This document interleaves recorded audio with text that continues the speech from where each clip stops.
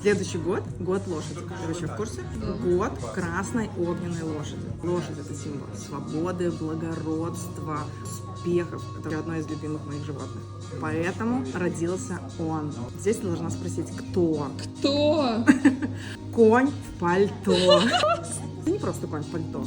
Это талисман на удачу. Это символ вашей свободы в следующем году. Талисман, который будет приносить удачу весь предстоящий год.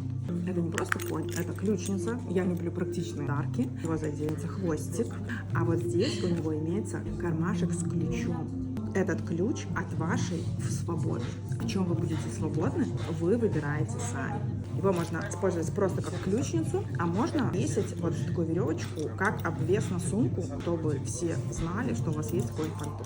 До Нового года будет всего 5 таких коней, поэтому кому запал в сердечко вот этот подарок, заказываем. Поэтому родился он.